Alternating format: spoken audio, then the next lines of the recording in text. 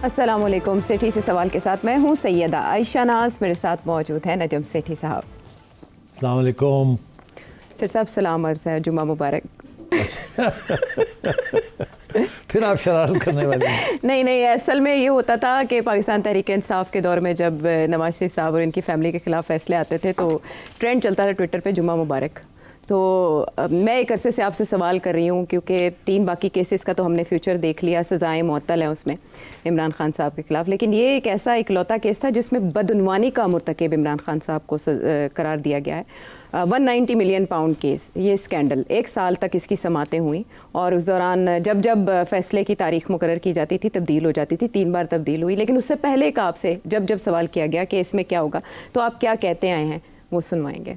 जो भी ये जो कोशिश कर रही है किसी तरीके के साथ खान साहब के साथ कोई डील हो जाए, वो अगर खान साहब नहीं मानते तो फिर मैं समझता हूँ कि बुशरा बीबी वापस जेल चली जाएंगी। मेरा ख्याल है कि बुशरा बीबी को फिर गिरफ्तार कर लेंगे और मैं ये समझता हूँ ये इसलिए नहीं करेंगे क्योंकि वो थ्रेट है, उनको बचाने के लिए फ्रॉम आवर ओन पार्टी उनको कर लेंगे। और ये पेशगोइयाँ आपने बुशरा बीबी के मुस्तकबिल के लिए की जब उनकी रिहाई हुई ज़मानत पर एक केस में, और उसके बाद इस केस में वो शरीक मुलजिमा हैं। आज बुशरा बीबी को भी अरेस्ट कर लिया गया है जिनके हवाले से आप ये पेशगोइयाँ करते आए। कल आर्मी चीफ से मुलाकात को इमरान खान साहब ने खुशाइंद करार दिया और आपने कहा बर्फ़ पिघली है। आज तो उनका ट्विटर फिर से शोला जन हो गया। तो हम ये सोचने पर मजबूर हो गए कि एक बार फिर पानी में मधानी चलाते हुए आपसे ये पूछें कि आज की सज़ा को कोई कह रहा था कि ये मुज़ाकरात पर असरअंदाज नहीं होगी, मुल्की माहौल पर असरअंदाज नहीं होगी, लेकिन ट्विटर तो कुछ और बता रहा है। वो ये कह रहे हैं कि एक आमिर अपनी ज़ात के लिए ये सब कर रहा है, तो टारगेट कौन है फिर उनके ट्विटर का? सियासी माहौल पर इस सज़ा के असरात बताएं सेठी साहब। आशा देखिए, कोई इसमें सरप्राइजिंग बात तो नहीं है। ख़ुद वो कह रहे थे कि हम इस्टेब्लिशमेंट से बात करना चाह रहे हैं, इस्टेब्लिशमेंट से बात हो गई। खुद वो ये कह रहे थे कि इस केस की जो फैसला हमें पता है क्या आएगा जी, और वो सज़ा आएगी। और ख़ुद ये कह रहे थे कि उसके साथ कोई फ़र्क नहीं पड़ेगा, हम तो अपना मामला जो है एस्टेब्लिशमेंट के साथ और गवर्नमेंट के साथ मुज़ाकरात जारी रहेंगे। ये तो खुद वो कह रही थी पीटीआई की लीडरशिप, और खान साहब ने भी वेलकम किया। अपने जैसे ही उनको खबर ये मिली कि मीटिंग हो चुकी है जनरल साहब के साथ इनकी लीडरशिप की, तो उन्होंने भी कहा आई वेलकम दिस। तो मतलब है अब ट्विटर जो पे क्या होता है, ये तो यही तो इशू है। पीटीआई के अंदर भी ये इशू है और पीटीआई के बाहर भी ये इशू है कि ट्विटर जो पीटीआई का है, it is not in the control of the PTI leadership. Imran Khan के कंट्रोल में है या नहीं है अभी हमें नहीं पता, मगर बाकी लीडरशिप के कंट्रोल में नहीं है। क्योंकि ये ट्विटर सारा चल रहा है वॉलंटियर्स के ऊपर और आइडियोलॉजिकली मोटिवेटेड यंग पीपल के ऊपर, जो कि मोस्टली बाहर हैं। यहाँ वाले जो थे उनको तो उन्होंने हिरासत में ले लिया, उनको धमकियाँ दी, तो वो तो चुप हो गए। मगर जो बाहर बैठे हुए हैं वो तो लगे हुए हैं। और मैं फिर ये कहूँगा आपसे कि पीटीआई के अंदर भी बहुत बड़ी डिवीज़न होगी और डिवीज़न चल रही है। पहले तो डिवीज़न ये थी कि एक दूसरे को कह रहे थे कि ये गवर्नमेंट का एजेंट है, ये गवर्नमेंट का एजेंट है। फिर ये था कि लॉयर्स वर्सेस नॉन लॉयर्स, फिर ठीक, फिर traditional political leadership versus non traditional. अब मैं एग्जांपल्स देना चाहूँगा मगर लोग माइंड कर जाते हैं, मगर आप समझ रही हैं ट्रेडिशनल लीडरशिप कौन है और नई लीडरशिप कहाँ से आ रही है, जो बाद में वारिद हुए। तो मतलब ये सारी चीज़ें चल रही हैं। और फिर डोमेस्टिक वर्सेस फॉरेन, डोमेस्टिक ट्विटराटी जो है उनको तो फारग कर दिया गया है मोस्टली। वही बचे हुए हैं जो कि फॉल्स नेम्स के अंदर अभी तक छोटा मोटा कर रहे हैं, वो भी पकड़े जाते हैं। मगर जो बाहर बैठे हुए हैं वो तो लगे हुए हैं ना। और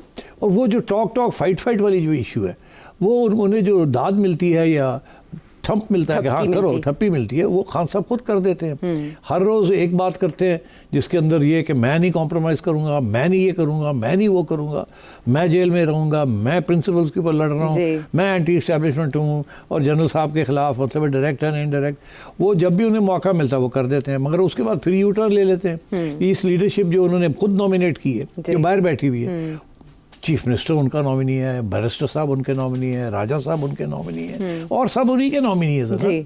तो वो जो बातें करते हैं वो फिर पसंद नहीं आती बाकी रैंक एंड फाइल को। पहले एक के ऊपर तनकीद होती है कि आप तो पहुंचे नहीं, आप तो लाहौर में रह गए। दूसरी को ये तनकीद होती है आप गोली चली तो आप भाग गए। तो यही चल रहा है। तीसरे के ऊपर ये होती है कि आप तो ऐसी बातें करते हैं कि आप you are protecting the establishment, आप तो बड़े सॉफ्ट आदमी हैं एंड सो ऑन। तो ये लगा रहता है एक दूसरे के ऊपर। और कुछ ऐसे जिनको कहते हैं आप तो एक्सपेल कर दिए गए पार्टी से, चौधरी को, फवाद को एक्सपेल कर दिया, मरवर साहब को एक्सपेल कर दिया, लाइन लगी हुई है जिनको एक्सपेल कर देते हैं और नए लोग आ जाते। तो this is not behaving like a party. तो ये चीज़ें आपको एक्सपेक्ट करनी चाहिए। अच्छा। इस किस्म की सिचुएशन में। अब जो बाहर बैठे हुए हैं उनको तो तकलीफ हो रही है कि ये एस्टैब्लिशमेंट के साथ बात क्यों हो रही है, क्योंकि आप तो कहते हैं आप एंटी एस्टैब्लिशमेंट पार्टी है, आप तो कहते हैं आप रेवोल्यूशनरी पार्टी है, आप तो कहते हैं हमने तो ओवरथ्रो कर देना सब कुछ, और ऊपर से फिर आप एस्टैब्लिशमेंट से बात कर रहे हैं, और फिर आप गवर्नमेंट के साथ मज़ाकरात कर रहे हैं जिनको तो आप एक्सेप्ट नहीं करते, आप कहते हैं वो इलीजिटिमेट है। तो अगर इलीजिटिमेट है तो फिर बात क्यों कर रहे हैं उनके साथ? तो ये जो बाहर बैठे हुए हैं ना आइडियोलॉग्स, यंग गुस्से वाले लोग, वो लगे रहते हैं इन चीज़ों के ऊपर। और यही इशू बना हुआ है between establishment on the one hand and Khan साहब ऑन द अदर। एस्टैब्लिशमेंट उनको कह रही है इनको रोको, लगाम डालो, इनको लगाम डालो। खान साहब मेरा ख्याल है लगाम डालना भी नहीं चाहते। वो समझते हैं कि एक आर्म्स लेंथ पे मैं कह सकता हूँ, मैं क्या करूँ, मेरी बात नहीं सुनते। मैं तो फिर भी कि मैंने सपोर्ट किया टॉक्स को, मगर वो इसके खिलाफ है। तो अब कंस्पिरेसी थ्योरीज फिर चलेंगी। कुछ लोग कहेंगे कि ये मिली भगत के साथ सब कुछ हुआ, ये मीटिंग भी जो हुई है ये होनी नहीं चाहिए थी, ये क्यों हुई, क्यों एस्टैब्लिशमेंट के साथ बात। अभी ट्विटर पे भी ये आ रहा है बिल्कुल कि जी आप एक तरफ एस्टैब्लिशमेंट से बात कर रहे हैं, दूसरी तरफ कहते हैं कि सजाएं आ रही हैं। हाँ, तो ये मतलब है ये क्या फायदा हुआ फिर मुज़ाकरात? मैं ये समझता हूँ कि सबको पता है इस बात का। और ये जो ट्विटर के ऊपर डिबेट चलती है जिसके अंदर हार्ड लाइनर्स बाहर बैठे हुए हैं और सॉफ्ट लाइनर्स चुप करके बैठे हुए हैं, और जो बाकी पार्टी बिग विग्स हैं वो तो रेकन्सिलिएशन, ओपनिंग ऑफ स्पेस, इस किस्म की बातें कर रहे हैं। तो I don't think this will affect the politics of what is going on. अच्छा, तो ये तो किसी डायरेक्शन में नहीं जा रही फिर बात। हाँ, तो नहीं, तो डायरेक्शन वही होगा जहाँ खान साहब ले जाना चाहेंगे। कहाँ ले जाना चाहते हैं? मेरी एस्टिमेट ये है कि खान साहब का प्रॉब्लम है वो एक डेड एंड में आ गए हैं। एक सड़क पे चल रहे थे, आगे जाके रास्ते बंद हो गए। अब खान साहब के लिए वहाँ से यू टर्न लेके वापस आना, वो समझते हैं इतनी आसान बात नहीं है, और वो समझते हैं उनकी रेपुटेशन ख़राब हो जाएगी, और इसलिए वो आप फंस गए। अच्छा, मगर इंटरेस्टिंग बात ये है कि गवर्नमेंट भी फंसी हुई है। गवर्नमेंट जो सो कॉल्ड हमारी इलेक्टेड गवर्नमेंट है, जी। वो भी फंसी हुई है ना। उनको भी पता है कि वो कैसे आए हैं, और उनको भी पता है कि उनके हाथ में कुछ भी नहीं है। और तीसरी तरफ एस्टैब्लिशमेंट भी मेरे हिसाब से डेड एंड में पहुंची हुई है। अच्छा। उनको भी ये पता है कि हम कहाँ फंस गए हैं। हम तो चाह रहे थे इसको क्लीन अप करना, और क्लीन अप हो नहीं रहा है। हम तो चाह रहे थे हम न्यूट्रल रहे, हम न्यूट्रल रह नहीं रहे। तो ये सारे इशू सब, the entire Pakistani nation is caught in dead ends.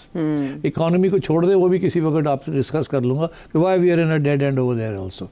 तो ये सारा जो मुल्क है ना इस वक्त फंसा हुआ है in all these dead ends.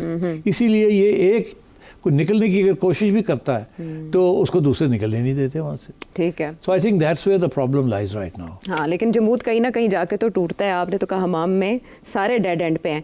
Bushra Bibi की रिहाई के आपने मकासद बताए थे, क्या वो मकासद हासिल हो गए जिसके बाद वो आज अरेस्ट हुई? देखिए, जब बुशरा बीबी को ये बनी गाला ले गए थे, वो कुछ अरसे वहाँ रही, उसके बाद शोर पड़ना शुरू हो गया कि उनको बनी गाला में रखा हुआ है और खान को नहीं रखा।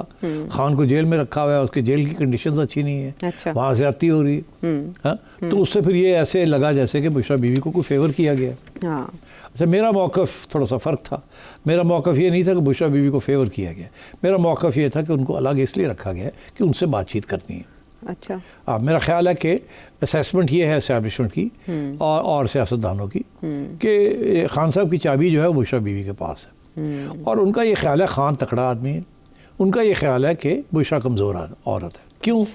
खान की जो स्ट्रेंथ है वो तो नज़र आती है ना, अवामी सपोर्ट एंड उसकी जो पर्सनैलिटी है। ठीक, बुशरा बीवी की कोई अवामी सपोर्ट नहीं है। इनफैक्ट अगर आप थोड़ा सा गहराइयों में जाएँ तो जो PTI के भी लोग हैं, they don't much care for Bushra Bibi. वो सारी जो बैकग्राउंड है, जिस हाँ, ये अभी माजी करीब में तो वाज़ेह हो गई, और जो जिस तरीके से वो तफरीक बढ़ जाती है, ग्रुपिंग है, ये हुआ खान साहब के, and so on. I don't want to एक और मौका, but I think you understand what I am saying. I got it. उसके अलावा और भी प्रॉब्लम्स हैं जो खान साहब के नहीं हैं। लोग खान साहब के बारे में कहते हैं ज़ाती तौर पे करप्ट नहीं है, मगर इनके दोस्त यार करप्ट है और उनको चुप करके ये करने देते हैं। जब हाथ से बाहर निकल जाए तो फिर थोड़ा बहुत लगाम डालने की कोशिश करते हैं, अदरवाइज थोड़ी सी खुली छुट्टी दी हुई है, खुद नहीं। बुशरा बीबी के बारे में तो ये नहीं है ना। बुशरा बीबी के बारे में जो परसेप्शन है बाहर जी, वो यही है ना कि गोगी इनकी सहेली, बुश और चीफ मिनिस्टर बुज़दार साहब इनके अपॉइंटी, जी। और पंजाब के अंदर जो कहानियां हैं ट्रांसफर और हाँ जिसके बेसिस के ऊपर खान साहब की और आर्मी चीफ, आज के आर्मी चीफ और उस वक्त के DGISI के झगड़ा हुआ, क्योंकि DGISI ले गए फाइल। बहरहाल उधर हम ज्यादा नहीं जाते, और खान साहब ने माफ नहीं किया। ठीक है, तो अब बात यह है कि ये सारी चीजें जो है बुशरा बीबी कमजोर विकेट पे खेल रही हैं। अच्छा, मगर बुशरा बीबी की जो स्ट्रेंथ है वो है खान साहब की चाबी। अब मेरा ख्याल है जो पावर्स दैट बी है या एस्टैब्लिशमेंट वो ये समझती है कि खान साहब को समझाने के लिए कि देखिए ये रास्ता जो आपने इख्तियार किया, this is not good for you, for us और द कंट्री, इसलिए आप मेहरबानी करें, आप थोड़ी सी यू टर्न लें, हमें मौका दें टू सेटल थिंग्स, और फिर इंशाल्लाह वक्त आएगा, you may get go back in the main stream after all. अच्छा, पीपल्स पार्टी भी निकली आई निकली, मियाँ नवाज शरीफ निकले आए फिर आ गए। तो मतलब है कि nothing is permanent in politics, और दोस्ती यारियां नहीं होती, इंटरेस्ट होते हैं। जब इंटरेस्ट अलाइन हो जाए तो एक सूरत निकलती है, कॉन्ट्ररी हो जाए तो दूसरी सूरत हाल बन जाती है। तो आज पहले एक सूरत हाल आपके हक में थी, अब आपके खिलाफ जा रही है, तो आगे फिर आपके हक में हो सकती है। तो आप मेहरबानी करें, थोड़ी सी इंतज़ार करें, we will sort it out. मगर अभी जो सबसे बड़ा ख़तरा है पाकिस्तान को is not from the lack of legitimacy or constitutional support. We need to put the economy on track. Economy नहीं होगी सारे उड़ जाएंगे। ठीक है, तो उसके लिए स्टेबिलिटी चाहिए। अब वो स्टेबिलिटी आप लोग तो दे नहीं सकते हमें, आप तो एक दूसरे के गले पड़े हुए हैं, हम ही हैं जो दे सकते हैं, और हमें आप मौका दें अब देने का। उसके बाद देखा जाएगा, जब स्टेबल हो जाएगा तो इलेक्शन भी करा लेंगे और आपके साथ बैठ के करवा लेंगे, कोई बात नहीं। उस वक्त तक आपके जो झगड़े हैं जिन लोगों के साथ, शायद वो घर भी चले गए हो हस्बे मामूल, तो फिर रास्ता भी क्लियर हो जाएगा। तो व्हाट्स द बिग डील, आप ठहर जाए ना। आफ्टर ऑल जो लोग आए गए उन्होंने हमल का फैसला किया ना, they waited for their time. And अब नवाज शरीफ साहब कितने साल के बाद इंतजार फरमानी पड़ी, फिर आए, फिर उसके बाद 5 साल बाहर बैठना पड़ा, तो 15 साल तो वो बाहर ही बैठे रहे, तो क्या हो गया, कीप्स कमिंग बैक, रेलेवेंट हो गए। मोहतरमा का भी यही था। तो अब बात यह है कि इट्स टाइम। और जरदारी साहब 5 साल काट गए, फिर घूम फिर के 5 साल के बाद फिर घूम फिर के फिर प्रेसिडेंट बन गए, और ये वही बनाने वाले भी वही हैं जो उनको निकालने वाले थे। तो ये सबक सीखना चाहिए खान साहब को, और खान साहब ये सबक उनके लिए प्रॉब्लम बना हुआ है, एक ज़ाती प्रॉब्लम बन गया है अनफॉर्चुनेटली। तो इसलिए पॉलिटिक्स जो है वो डिग्रेड हो गई है, कानून डिग्रेड हो गया पॉलिटिक्स के आगे, पॉलिटिक्स डिग्रेड हो गई है कॉन्स्टिट्यूशन के आगे, कॉन्स्टिट्यूशन डिग्रेड हो गई है पर्सनैलिटी क्लैशेस के आगे। ठीक, this is what's happening in this country. हाँ, लेकिन खान साहब तो ऐसा लगता है कि जैसे ना नवाज शरीफ ना जरदारी ना मोहतरमा उस ट्रैक पे चल रहे हैं, अभी तक उन्होंने किसी भी लेवल पे कॉम्प्रोमाइज़ नहीं किया और वो मुल्क भी छोड़ के नहीं गए, तो इसका लगता है कि अब की बार अंजाम मुख्तलिफ होगा। पता नहीं, आपने बुशरा बीबी का सवाल किया, उसका मैंने पूरा जवाब नहीं दिया, बाकी जो जवाब रहता है वो ये है कि बुशरा बीबी अगर इस वक्त उनको सज़ा ना होती तो उन पे इल्ज़ाम PTI की तरफ से लगना था कि ये मिली भगत, ये ट्रोजन हॉर्स। वो याद है आपको, मैंने ट्रोजन हॉर्स की बात की थी, डार्क हॉर्स नहीं, ट्रोजन हॉर्स। तो जिसको पता नहीं माने ट्रोजन हॉर्स के, जरा गूगल पे जाके चेक कर ले, वरना आपका शो देख ले, उसमें आपने तफसील से बताया। अच्छा, अब बात ये है कि तो उन पे तो ये इल्ज़ाम है ना कि, और हम खुद कह रहे हैं कि वो सबसे, जैसे कहते हैं weakest link in the chain is Bushra Bibi. और क्या बात है कि बुशरा बीबी के करप्शन के केसेस उस तरीके से बाहर नहीं निकल रहे जो कि निकल सकते थे। गोगी अभी तक घूम रही है, अभी तक उनको पकड़ा नहीं गया, उनको लाया नहीं गया, उनसे बहुत सी बातें नहीं की गई, या अगर की गई हैं तो बाहर नहीं निकली। और बुज़दार साहब आराम से बैठे हुए, जिनके खाते खुले हुए थे, पता नहीं क्या क्या हो रहा था उस जमाने में। तो बात यह है कि मेरा ये ख्याल है कि ये अगर गिरफ्तार ना होती और सज़ा ना होती तो उन पे इल्ज़ाम लग जाना था PTI की तरफ से, जो कि मेरा ख्याल है कि ना उनके इंटरेस्ट में होना था, ना खान साहब के इंटरेस्ट में होना था, ना इस्टेब्लिशमेंट के इंटरेस्ट में होना था। क्योंकि बुशरा बीबी के पास अगर चाबी है तो सब उसको चाहते हैं, इस्टेब्लिशमेंट भी उनको चाहती है और खान साहब भी उनको चाहते हैं। खान साहब की कमज़ोरी है, इस्टेब्लिशमेंट की मजबूती है। तो इसलिए ये सिचुएशन है। अब उनको जेल में डालना ज़रूरी था। मैं समझता हूँ कि सुबह एक ख़बर आई, मैं हंस रहा था सुन के कि बुशरा बीबी सेंटेंसिंग से पहले ही पहुँच गई अडियाला जेल। जी, वहाँ मौजूद थी सज़ा के बाद। तो मतलब उन्हें पता था कि ये सज़ा आ रही है, और उन्हें ये भी पता था कि मैंने जाना अडियाला ही है, मैंने और कहीं नहीं जाना।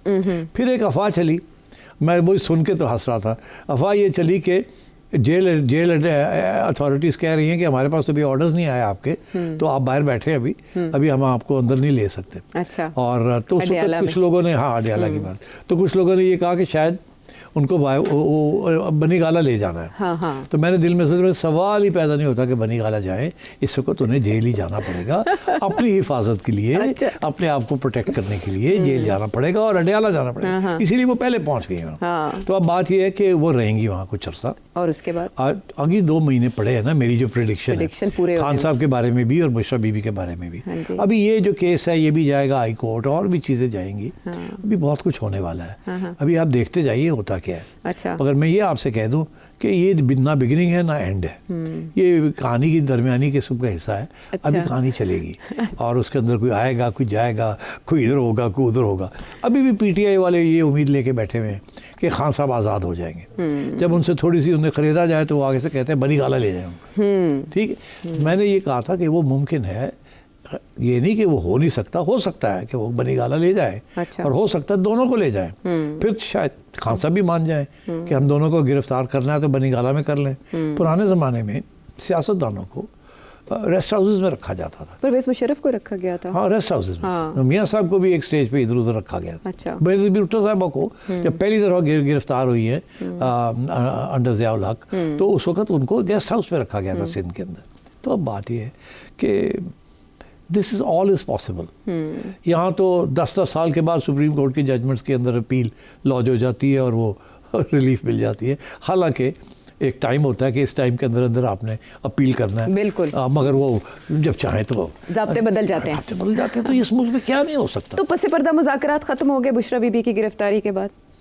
नहीं, मुज़ाकरात चलेंगे। बुशरा बीबी तो नहीं उसमें होंगी ना? नहीं, बुशरा बीबी तो पहले भी नहीं थी। तो 4 मुलाकातें बताया जा रहा था उनकी, 4 मुख्तलिफ तारीखों में होती रही हैं, पसे पर्दा वो बातचीत करती रही। ये तो बातें हैं ना, कितनी हुई कितनी नहीं हुई। तो इसमें तो कोई शक ही नहीं है ना कि ये मैंने भी कहा था कि मुलाकातें तो होती हैं उनकी। अच्छा, अब वो क्योंकि जेल चली जाएंगी, मैंने फिर ये भी कहा था कि वहाँ मुश्किल हो जाता है। वहाँ जो भी आता जाता है वो पता चल जाता है। जेल अथॉरिटीज़ चुप नहीं रहती। वहाँ हर किस्म का बंदा बैठा हुआ है, वो देख लेता कौन आया कौन गया और किधर ले गए उठो। अच्छा। तो ये हो सकता है कि बुशरा बीबी को अस्पताल ले जाया जाए किसी स्टेज पे चेकअप के लिए, तो वहाँ बातचीत हो जाती है। किसी स्टेज पे उनकी तबीयत ठीक ना हो तो उनको कोई मिलने आ जाए डॉक्टर्स के साथ वगैरह वगैरह। अच्छा। तो ये चीज़ें चलती हैं। मेरा ये मौक़िफ़ है कि खान साहब के साथ इनडायरेक्टली और बुशरा बीबी के साथ डायरेक्टली, खान साहब के साथ इनडायरेक्टली वाया द लीडर्स और बुशरा बीबी के साथ डायरेक्टली विद द एस्टैब्लिशमेंट। ये सिलसिला साथ साथ चलेगा। अच्छा। और नतीजे क्या निकलेंगे वो हमने आगे जाके देखेंगे क्या नतीजा निकलता है।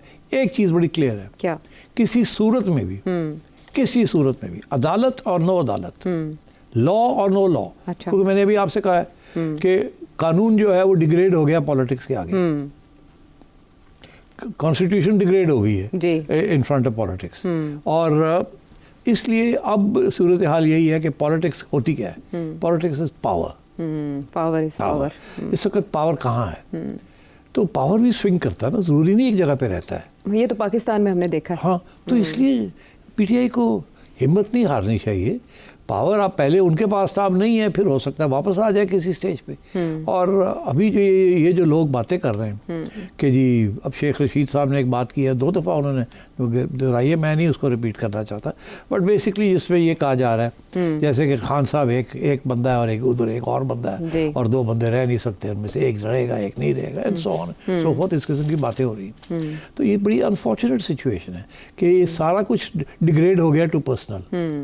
मैंने कहा ना, law degraded to law and constitution degraded before politics, power degraded now to personal vengeance and vindictiveness. तो ये चीज़ें रिवर्स होनी पड़ेंगी और वो कभी पता नहीं चलता है मुल्क के अंदर तब्दीली कैसे आती है। इतने छोटे छोटे इश्यूज होते हैं जिसके ऊपर कोई एक स्पार्क चिंगारी लगती है और आग लग जाती है और कुछ ना कुछ हो जाता है। तो ये ज़रूरी नहीं है कि खान साहब को ये अप्लाई करता है, ये दूसरी तरफ भी अप्लाई कर सकता है। Anything can in this country. 10-10 साल मिलिट्री गवर्नमेंट्स रही हैं, ऐसे ही है ना। और पॉलिटिकली इलेक्टेड गवर्नमेंट 2-2 साल नहीं काटती रही, 2.5 साल नहीं काटती रही। लेकिन ठीक है? आमरीयतों और ने जब उससे मिलिट्री ज़्यादा गवर्नमेंट जो है वो जाने का वक्त आ जाता है जी। तो पता नहीं चलता, 3 महीने के अंदर अंदर सब कुछ उलट जाता है। ज़िया-उल हक साहब ने जुनेजो साहब को निकाला 1988 में, उसके बाद इलेक्शन कॉल की, ठीक है, और उसके पहले ये ज़िया-उल हक साहब अल्लाह को प्यारे हो जी, गए जी, और बेनज़ीर भुट्टो साहबा का रास्ता खोलना पड़ा। तो इसी तरीके के साथ जनरल मुशर्रफ जो थे वो वेस प्रेसिडेंट बैठे हुए थे, मुक्का लहराया करते थे, और उसके बाद रुखसती हुई और तो जब सेफ रुखसती हुई, पैसेज दिया गया। पता नहीं इस तरीके से हालात बदलते हैं जी तो अब देखते चले होता क्या है। बट एक चीज़ क्लियर है जी कि short of something like that जिसको हम प्रिडिक्ट नहीं कर सकते, राइट, ना मैं कर सकता हूँ ना कोई और प्रिडिक्ट कर सकता है। इसे कहते हैं वो चीज़ जो कि किसी की इक्वेशन में नहीं होती, आ जाती है। हाँ हाँ और क्योंकि वो उसका कोई सर पैर नहीं होता, वो कहीं से आ जाती है। तो पॉलिटिक्स के अंदर अनहोनी तो वो अब उसमें कोई असैसिनेशन हो सकती है, एक्सीडेंट हो सकता है, फॉरेन प्रेशर किसी किस्म का हो सकता है, बहुत कुछ हो सकता है जो कि अभी किसी नज़र नहीं आ रहा होराइजन के ऊपर। राइट, तो अगर वो हो गया तो मामला उलट जाएगा, मगर अगर वो ना हुआ, जिसके ज़्यादा चांसेस हैं कि नहीं होगा, तो ये सिलसिला चलेगा अगले 2-3 साल ऐसे ही अड़े रहेंगे दोनों अपने जब तक अपने एक नया ब्रिज नहीं आता। वो ब्रिज है इलेक्शन शेड्यूल, वो ब्रिज है आर्मी चीफ की रिटायरमेंट, वो ब्रिजेस भी तो आने हैं ना। हाँ। तो फिर इंतजार करें उन ब्रिजेस का। लेकिन अभी तो नर्व्स टेस्ट किए जा रहे हैं, और जो मंजरनामा आपने खींचा शायद भुट्टो साहब और ज़िया साहब के दौर में भी ऐसा ही कुछ था। हमने ऐसा ही कुछ था। और फिर उसके बाद क्या हुआ हमने देखा, जब मंजरनामा बदला तो माजी गवाह है जब इस तरह के हालात हो तो क्या होता है, लेकिन समटाइम्स माजी से हटकर भी कुछ हो जाता है। तो अब इस तरह की सिचुएशन के बाद पीटीआई के एंड पे क्या फ्यूचर है वो तो आपने जाना, मुज़ाकरात का क्या फ्यूचर है ये जानेंगे एक ब्रेक के बाद।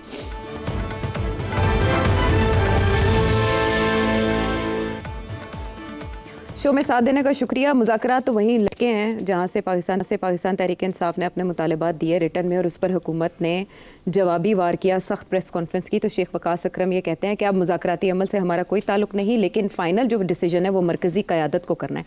दूसरी तरफ अली अमीन गंडापुर साहब, जिनके ऊपर इल्ज़ामात भी हैं कि वो मिल के खेलते हैं, डबल रोल प्ले कर रहे हैं, वो आज इमरान खान साहब से मिले, 1.5 घंटे तक मुलाकात जारी रही, उसके बाद मीडिया से कोई बात किए बगैर रवाना हो गए।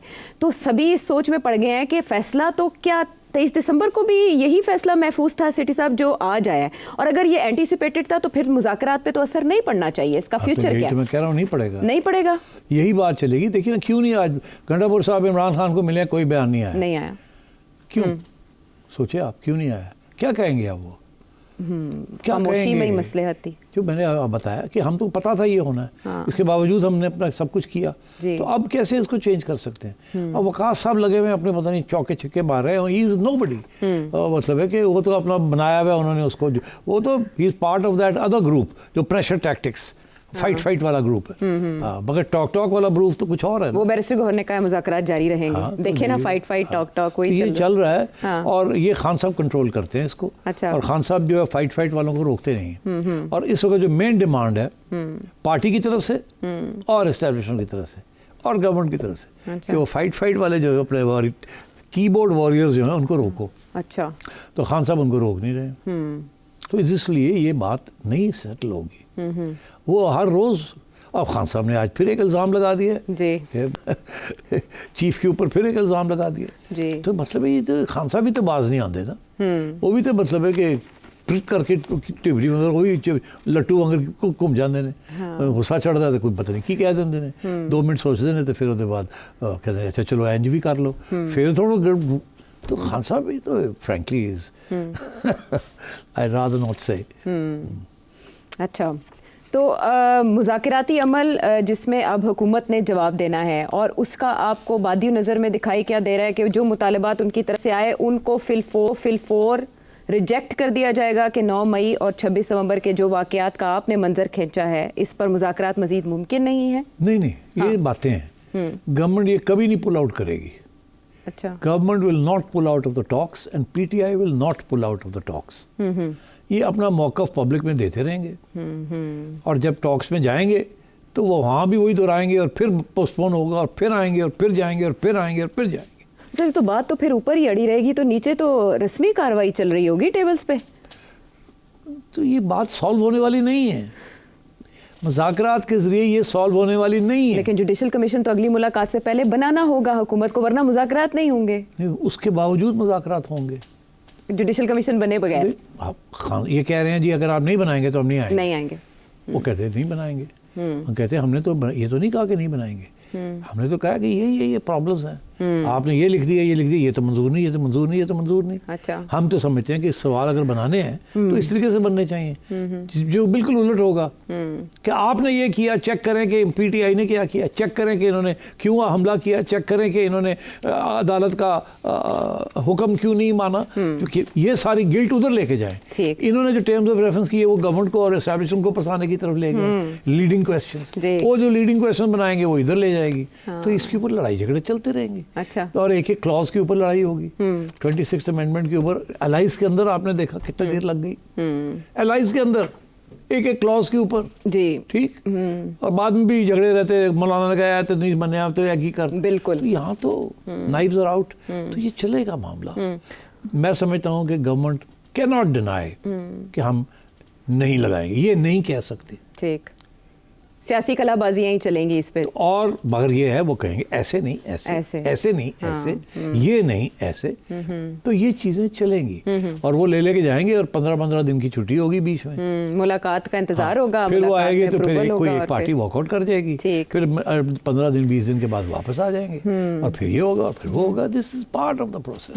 म्यूजिकल चेयर चलता रहेगा। इनकी कोशिश है जल्दी से जल्दी कुछ रेजोल्यूशन करवाई जाए, उनकी कोशिश है देर से देर हो, तो ये ऐसे ही चलेगा। अच्छा, लेकिन इस केस का जिससे हमने प्रोग्राम शुरू किया उसका मुस्तकबिल क्या, क्योंकि सभी इंतजार कर रहे थे पीटीआई में कि इस केस का फैसला आए तो इसे चैलेंज किया जाए। इस्लामाबाद हाई कोर्ट से पहले रिलीफ मिला, अब फिर मिल जाएगा उनको नजर आ रहा है, लेकिन फैसल वावडा कह रहे हैं कि वहां रिलीफ नहीं मिलेगा। नहीं, देखिए मैं आपको बताऊं, मैंने आपसे कहा ना law has been degraded before politics. जी, मैंने बड़ा पॉइंटेड रिमार्क ये किया है, इसको मैं वजाहत नहीं करूंगा बिकॉज फिर आप मुझे कंटेम्प्ट में ना पकड़ के ले जाएं और आप बीप लगाने शुरू कर देंगे।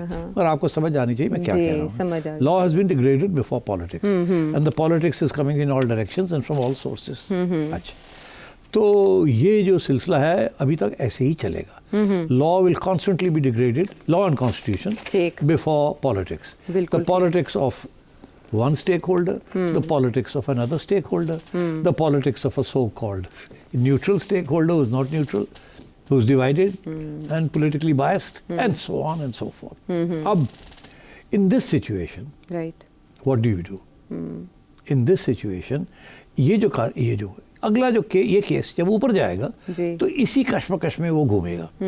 एक तरफ वो होंगे पीटीआई जैसे उनके वकील जो इसके अंदर कानूनी तौर पे खामियां निकालेंगे जी, तो जी वो जज कहता है कॉन्ट्रडिक्शन है इसके अंदर या स्टेटमेंट ठीक नहीं था, मगर वो छोटी सी बात है मैंने उसको इग्नोर की है, उसको ही बड़ा चढ़ा करके करेंगे कि देखिए जी जज साहब ने डाउट क्रिएट कर दिया और बेनिफिट ऑफ द डाउट जो है वो तो जब यहाँ डाउट होता है तो फिर आपको जजमेंट दे नहीं सकते। दूसरी तरफ से आर्ग्यूमेंट बड़ा सिंपल सा है, ये टेक्निकल और लीगल पोजीशन की तरफ जाएंगे। अच्छा, जिसके अंदर ड्यू प्रोसेस इनको बड़ा इंपॉर्टेंट लगता है। दूसरी साइड जो है वो ये कहेगी जी सीधी सी बात है, जो डिस्प्यूट कोई भी नहीं कर रहा, जिसकी एविडेंस भी है वो हम दे देते हैं कि ये पैसा रुका लंदन के अंदर on charges of money laundering. Money laundering क्या होती है?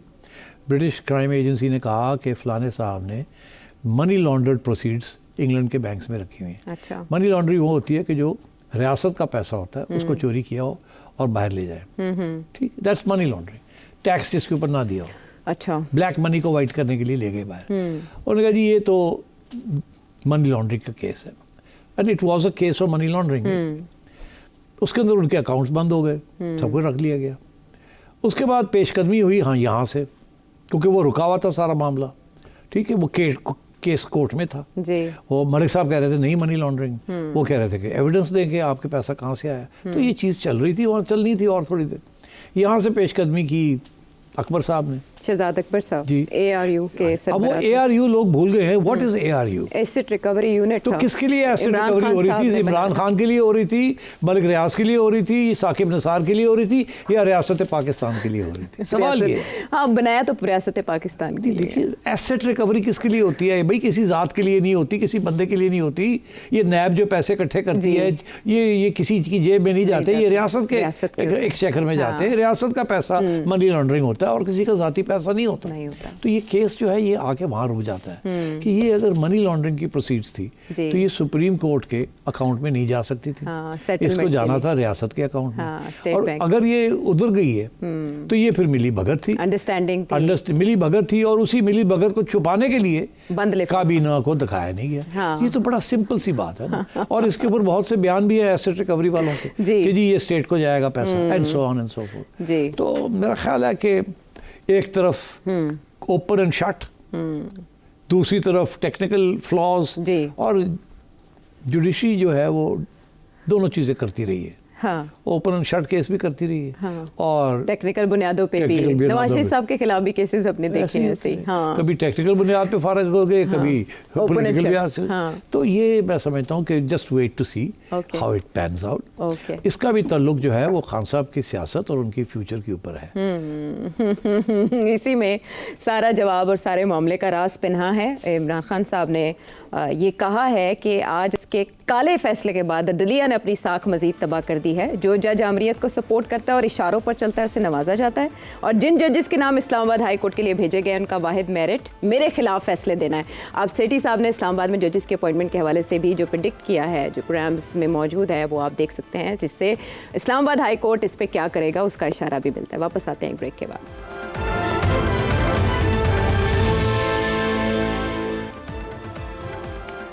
शो में अब आपके सवालात उठाएंगे और सेठी साहब के सामने रखेंगे। इस्लामाबाद से शाहिद रशीद साहब, क्रिकेट से मुतालिक।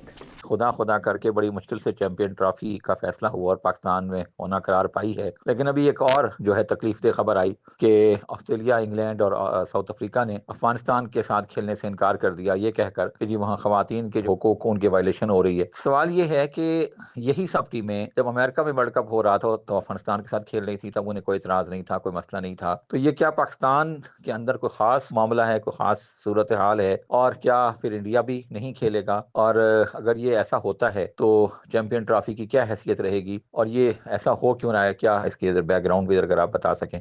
मुझे बात समझ नहीं है आपकी। आप कह रहे हैं पाकिस्तान के साथ वो नहीं खेलेंगे, मेरा ख्याल है उन्होंने कहा अफगानिस्तान के साथ नहीं खेलेंगे।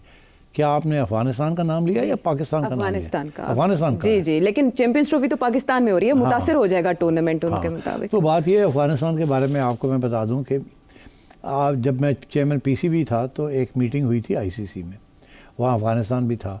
वहाँ एक आध ऑस्ट्रेलिया, गालबन ऑस्ट्रेलिया ने ये कहा कि जी हम अफ़गानिस्तान के साथ बायलैटरल क्रिकेट नहीं खेलेंगे क्योंकि इनके यहाँ औरतों के ऊपर तशद्दुद हो रहा है और उनके हकूक़ नहीं मिल रहे उनको, और ये हमारी गवर्नमेंट का फ़ैसला है और ये हम गवर्नमेंट के फ़ैसले के साथ जाएंगे। तो उस वक़्त वहाँ मैंने हाथ खड़ा करके ये कहा कि बड़ी अफसोस की बात है कि हम ये सुन रहे हैं, आप फिर सियासत को क्रिकेट के अंदर ला रहे हैं। सियासत को क्रिकेट के अंदर मत लाएं, क्योंकि सिर्फ़ एक सूरत हाल ऐसी है तारीख़ में जबकि सियासत जो थी वो डोमिनेंट थी, और वो थी जब अपार्टाइड रेजीम थी। तो वहाँ आईसीसी ने ये फ़ैसला किया था, आईसीसी, किसी एक मुल्क ने नहीं, आईसीसी ने ये फ़ैसला किया था कि हम साउथ अफ्रीका के साथ नहीं खेलेंगे जब तक अपार्टाइड ख़त्म नहीं होगी ना। मगर उस वक़्त भी bilateral cricket between south Africa और कुछ ममालिक के दरमियान होती रही, मगर आईसीसी टूर्नामेंट्स के अंदर साउथ अफ्रीका को बैन कर दिया गया। यहाँ उल्टी सूरत हाल है। यहाँ सूरत हाल ये है कि आईसीसी टूर्नामेंट्स के अंदर सब तैयार है एक दूसरे के साथ खेलने के लिए। इंडिया भी तैयार है पाकिस्तान के साथ खेलने के लिए, और ऑस्ट्रेलिया भी अफगानिस्तान के साथ खेलने के लिए तैयार है। मगर बायलैटरल क्रिकेट में इंडिया पाकिस्तान के साथ खेलने के लिए तैयार नहीं है पाकिस्तान में, मगर दुबई में खेलने के लिए तैयार है। तो ये पॉलिटिक्स है ना।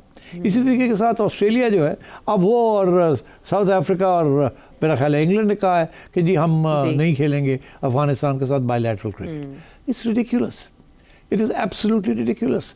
ये जो डबल स्टैंडर्ड्स हैं, ये these have to come to an end. ये तो किसी के साथ भी ये पावरफुल नेशंस कर सकते हैं। ये तो बिल्कुल वही जिस किस्म की चीज़ पावरफुल नेशंस इकोनॉमिक मैनेजमेंट करते हैं छोटे मुल्कों के साथ, उसी तरीके के साथ अब ये बड़े क्रिकेटिंग नेशंस जो हैं they are threatening and black listing smaller nations. अब अफगानिस्तान क्रिकेट वालों का क्या ताल्लुक है अफ़गान हुकूमत के साथ? क्या उनकी क्या पॉलिसी है अबाउट दिस और दी अदर?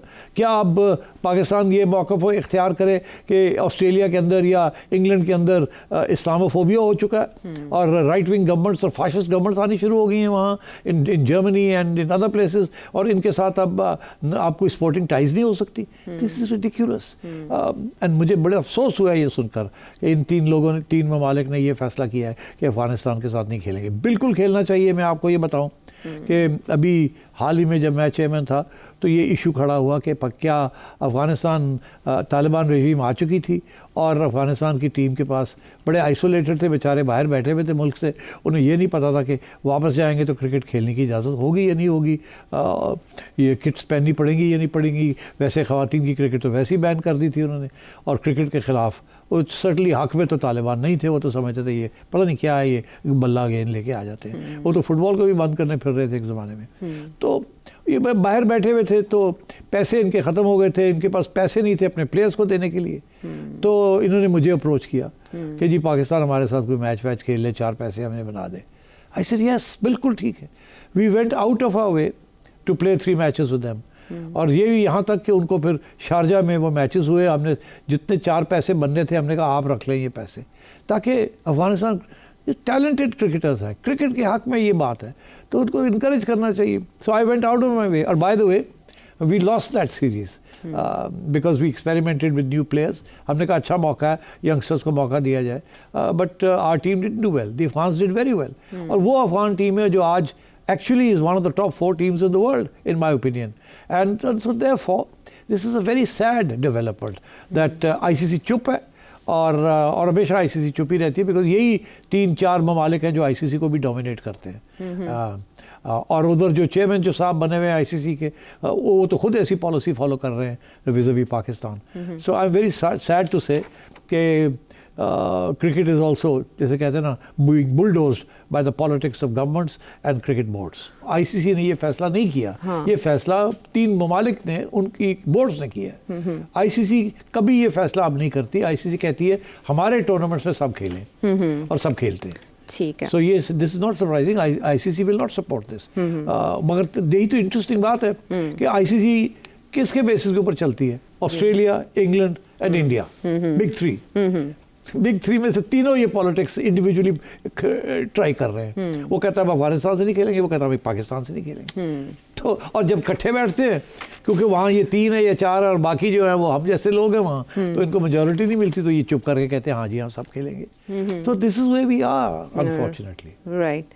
अब बाल कैंट से मोहम्मद एहसान साहब। पाकिस्तान की फॉरेन पॉलिसी जो है ये कौन बना रहा है? ब्यूरोक्रेट्स बना रही हैं, गवर्नमेंट बना रही है, ये एस्टेब्लिशमेंट बना रही है? क्योंकि हर 3 साल बाद 4 साल बाद पाकिस्तान की फॉरेन पॉलिसी बदल जाती है। इंडिया के साथ भी हमारी, स्पेशली अफगानिस्तान के साथ जो टेंशन हुई है, कहा जाता है ताकत जितनी भी इस्तेमाल की जाए वो उतनी कम पड़ती है। अफगानिस्तान के साथ हमारा आखिरी हल इस चीज का क्या है? जो टेंशन्स हैं उधर, वो आया मुज़ाकरात हैं या फिर ताकत के जोर पे टीटीपी को पीछे धकेला जाएगा? अब इंडिया की आप मिसाल देख रहे हैं, जिस तरह कतर से अपने बंदे सजा हुई थी उनके 8 या 16 बंदों को तो माफ करवा के वो लोग वापस ले आए हैं। हमारी सफारतकारी किस जगह पे पहुंची हुई है या हमारी कोई बात सुनना ही नहीं चाहता? फिर ये टीवी पे क्यों कहा जाता है कि हम लोग ब्रादर इस्लामी मुल्क हैं? तो ये ब्रादर इस्लामी मुल्क होने का क्या फ़ायदा है फिर हमें? आपने 3-4 सवाल खड़े कर दिए एक ही बयानिए में। पहली बात यह है कि फ़ॉरेन पॉलिसी पाकिस्तान की कौन बनाता है? पाकिस्तान की फ़ॉरेन पॉलिसी पाकिस्तान की इस्टेब्लिशमेंट बनाती है, पहले दिन से बना रही है और आज तक बना रही है। क्यों? पावर उनके पास है, उनका सबसे बड़ा स्टेक है in terms of resource revenue, in terms of budgets and revenues. And क्योंकि नेशनल सिक्योरिटी स्टेट है, सो पाकिस्तान की आवाम ने आज तक तो कबूल किया इस चीज़ को, इसके ऊपर कुछ किसी किस्म की तनकीद नहीं हुई, ना चैलेंज हुआ है। सबसे पहला इंसिडेंट इसका ये था कि जब लियाकत अली ख़ान साहब को इनवाइट किया टू द यूनाइटेड स्टेट्स शुरू में, तो उनका ख्याल था कि पहले सोवियत यूनियन को विज़िट करना चाहिए। उस वक्त ये डिबेट चल रही थी, मगर उनको ब्यूरोक्रेसी ने, उस वक्त की ब्यूरोक्रेसी ने ये कहा कि नहीं, आप पहले अमेरिका जाएं, हम तो अमेरिका के साथ जाना चाहते हैं, हम न्यूट्रल नहीं रहेंगे, we want to be part of America. तो शुरू तो वहीं से हो गया। ब्यूरोक्रेसी जो है वो सिविल भी होती है और मिलिट्री ब्यूरोक्रेसी भी होती है, जिसे हम कहते हैं सिविल ब्यूरोक्रेसी और आर्म्ड ब्यूरोक्रेसी। तो ये सिविल मिलिट्री रिलेशंस तो पुराने ज़माने में सिविल ब्यूरोक्रेसी रिलेशंस होते थे ना, क्योंकि पहले 10 साल तो ब्यूरोक्रेसी चला रही थी पाकिस्तान को मिलिट्री के साथ मिलके डायरेक्ट।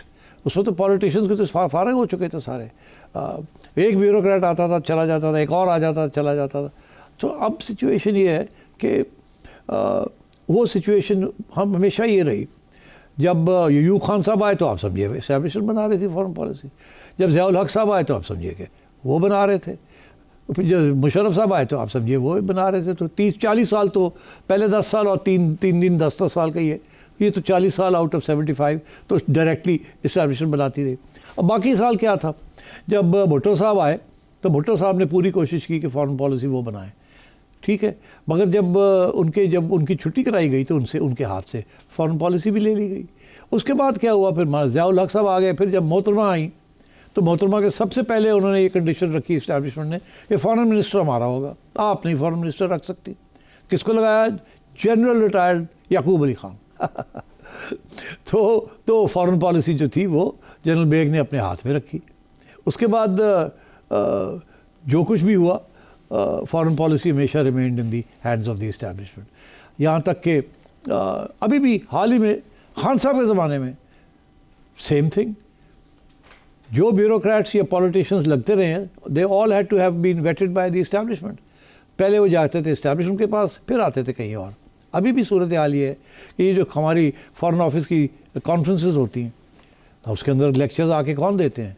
यूनिफॉर्म ब्यूरोक्रेट्स आके देते हैं lectures. These are the conclaves जो कि कॉन्फ्रेंसेस हमारी फॉरेन ऑफिस की होती हैं। तो अब सिचुएशन ये है कि जी हमारे जो एम्बेसडर्स हैं या हमारे जो डिप्लोमेट्स हैं, जब बाहर पोस्टिंग होती है क्रिटिकल एरियाज़ में, जब वो घर आते हैं छुट्टी में या ब्रीफिंग देने या ब्रीफिंग लेने, वहाँ जाके पहले ब्रीफिंग देते हैं, फिर प्राइम मिनिस्टर साहब की बारी आती है या फॉरेन सेक्रेटरी की बारी आती है और फिर बारी आती है प्रेसिडेंसी की। सो इसमें कुछ छुपी हुई बात नहीं है। And I have just explain the logic of this. तो हमारा फॉरेन ऑफिस तो कैस्ट्रेटेड है बिल्कुल। इट हैज़ नो रियल से इन एनीथिंग। वो छोटी मोटी अपनी इनपुट दे देते हैं। आपने देखा नहीं था तारिक फातमी साहब के साथ क्या हुआ नवाज शरीफ साहब के ज़माने में। उनकी आदत थी, वो अपनी थोड़ी बहुत इंडिपेंडेंट थिंकिंग है उनकी और काफ़ी फार रीचिंग थिंकिंग है उनकी, तो उनकी बातें पसंद नहीं आती थी लोगों को, एंड सो ऑन। तो अब एक वक्त ऐसा आया कि वो आज़ाद कश्मीर के president, retired ambassador, bureaucrat, retired foreign office का एम्बेसडर टू यूनाइटेड स्टेट्स, वो रिटायर होके आया, उसको लगा दिया प्रेसिडेंट ऑफ आज़ाद जम्मू कश्मीर। किसने लगाया? किसी गवर्नमेंट ने तो नहीं लगाया ना। वो तो आपको पता ही है कौन लगाता है, कौन सी मिनिस्ट्री लगाती है और वो कहाँ आती है। और जब वहाँ से वो फारिग हुए तो उनको फिर भेज दिया उधर अमेरिका। मसूद खान साहब भी। हाँ, अब ठीक है, अब आपने नाम ही ले लिया, बड़ी आप खराब औरत है। बट चले, but he is competent, fine, but you know this is what happens. I am not talking about his character or about his ability, I am saying फैसला कौन करता है। और बाकी जो सियासतदान है चुप करके बैठे होते हैं जी हजूर। और फॉरेन ऑफिस बेचारा, I feel sorry for them. बड़े टैलेंटेड अच्छे लोग भी हैं वहाँ जो कि they can really contribute to the debate, मगर उनके हाथ बांधे भी होते हैं। उनको पता होता है हमने ऐसी बात कोई की नहीं तो खुडे लाइन कि यह बंदा नहीं ठीक, ये is not towing the line, ये कोई नवी गल्ला कर रहा है, ये कह रहे हैं न्यूट्रल होना चाहिए, यह होना चाहिए, या ਇਹਦੀ साइड लेनी चाहिए, ਉਹਦੀ side. We did determination is somewhere else. तो पहला सवाल तो ये है। भाई साहब आपके बाकी 2 हिस्से भी रह गए हैं, वो मेरा ख्याल है कल या I take those up tomorrow, time is running out. क्योंकि डीप रूटेड इश्यूज हैं हुआ, उसको हम दोबारा शामिल करेंगे, एड्रेस करेंगे। सेठी साहब से जानेंगे। शफीक मित्तला साहब लंदन से आपका सवाल है, सैयद सबी साहब टोरंटो से और फजले हादी शांगला से, साजिद सऊदी अरब से। आप बांग्लादेश के बारे में जो जानना चाहते हैं हम आने वाले प्रोग्राम्स में उसका जवाब ज़रूर जानेंगे। अगले प्रोग्राम तक के लिए इजाज़त दें।